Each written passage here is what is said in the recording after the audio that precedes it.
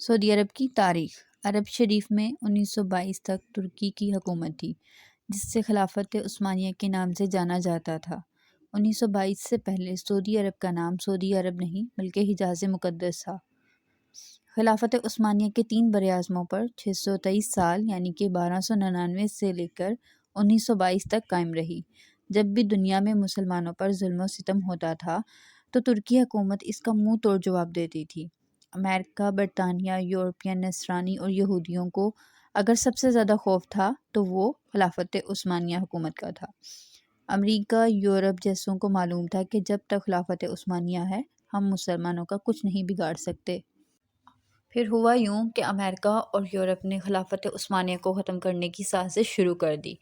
19ویں صدی میں سلطنت عثمانیہ اور روس کے درمیان بہت سی جنگیں بھی ہوئیں، چونکہ مکہ اور مدینہ مسلمانوں کے نزدیک بہت ہی قابل احترام جگہ تھی، ٹھیک ہے، اور اسی لیے سب سے پہلے فتنہ وہیں سے شروع کروایا۔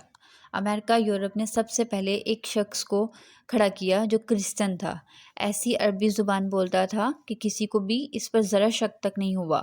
اس نے عرب کے لوگوں کو خلافت عثمانیہ کے خلاف یہ کہہ کر گمراہ کرنے کی ناکام کوشش شروع کی کہ تم عربی ہو اور یہ ترکی اجمی، غیر عربی یعنی، اور ہم اجمی کی حکومت کو کیسے قبول کر سکتے ہیں، کیسے برداشت کر سکتے ہیں۔ پر لوگوں نے اس کی ایک نہ مانی۔ یہ شخص لارنس آف عربیہ کے نام سے مشہور ہوا، جو آپ کو اس پوسٹ کی تصویر میں بھی نظر آ رہا ہے۔ آپ لارنس آف عربین لکھ کر گوگل پر سرچ بھی کر سکتے ہیں۔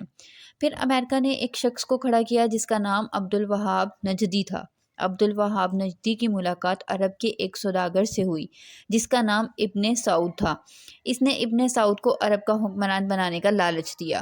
پھر ابن سعود نے مکہ، مدینہ اور طائف میں ترکی کے خلاف جنگ شروع کر دی۔ مکہ، مدینہ شریف اور طائف کے لاکھوں مسلمان ابن سعود کی ڈاکو کی فوج کے ہاتھوں شہید بھی ہوئے۔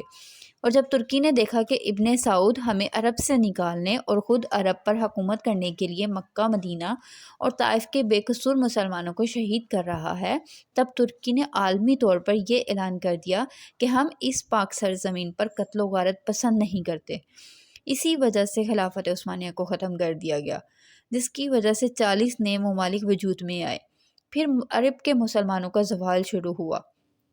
حجاز مقدس کے نام سے 1400 سال کی تاریخ میں پہلی بار بدلا گیا۔ ابن سعود نے حجاز مقدس کا نام اپنے نام پر سعودیہ رکھ دیا۔ اس فتنے کا ذکر احادیث میں بھی موجود ہے، اور اسی وجہ سے سرکار دو عالم حضرت محمد صلی اللہ علیہ وآلہ وسلم نے سعودی عرب کے شہر نجد کے بارے میں دعا نہیں فرمائی تھی۔ اسی نجد میں عبدالوہاب نجدی پیدا ہوا، جس سے انگریزوں نے ایک نئے مذہب کی بنیاد ڈلوائی، اور یہی شہر مسلمہ کذاب کا جائے پیدائش بھی ہے۔ لیکن دنیا بھر کے مسلمانوں کی آنکھوں میں دھول جھونکنے کے لیے انگریزوں نے اس نجد شہر کا نام بھی تبدیل کر کے ریاض رکھ دیا، جو کہ آج کل سعودیہ کا دارالحکومت ہے۔ جنت البقیع اور جنت معلیٰ میں صحابہ رضوان اجمعین اور اہل بیت علیہ السلام کے مزارات پر بلڈوزر چلائے گئے اور تمام قبروں کی بے حرمتی کر کے ان کو ملیہ میٹ کر دیا گیا۔ بدقسمتی سے آج بھی ہم کئی بھولے بھالے مسلمان ان قبروں کو سنت کے مطابق سمجھتے ہیں، حالانکہ 1922 سے پہلے وہ ایسی نہ تھیں۔ حرم شریف کے جن دروازوں کا نام صحابہ اور اہل بیت کے نام پر تھے، ان کا نام آل سعودیہ کے نام پر رکھ دیا گیا۔ آپ یہ ساری معلومات انٹرنیٹ کے علاوہ تمام تاریخ کی کتابوں میں بھی پڑھ سکتے ہیں۔ انگریزوں نے اپنی اسی سازش کی کامیابی پر 1962 میں ہالی ووڈ نے دی لارنس آف عربیہ کے نام سے فلم بھی بنائی، جو بہت زیادہ بار دیکھی جا چکی ہے۔ یہود و نصارہ کو عرب میں آنے کی اجازت مل گئی۔ جس دن ابن سعود عرب کا بادشاہ بنا، اسی دن ایک جشن ہوا۔ اس جشن میں امریکہ، برطانیہ اور دوسرے ملکوں کے پرائم منسٹر ابن سعود کو مبارکباد دینے کے لیے پہنچ گئے۔ جس عرب کے نام سے یہود و نصارہ کانپتے تھے وہ سعودیہ امریکہ کے اشاروں پر ناچنے لگا، اور آج بھی ان کے ساتھ ناچ رہا ہے۔ یہودی و نصارہ کے اس ناپاک سازش کا ذکر کرتے ہوئے علامہ ڈاکٹر محمد اقبال نے اپنے کلام میں لکھا ہے: وہ فاقہ کش جو موت سے ڈرتا نہیں ذرا، روح محمد اس کے دل سے نکال دو۔ فکر عرب کو دے کر فرنگی تخلیات، اسلام کو حجاز اور یمن سے نکال دو۔ اللہ تعالیٰ مسلمانوں کو ایسے فتنوں سے محفوظ فرما کر پھر سے خلافت کی دولت عطا فرمائے اور ہمیں ماضی کے تلخ حقائق کو سمجھنے کی عقل عطا فرمائے، آمین۔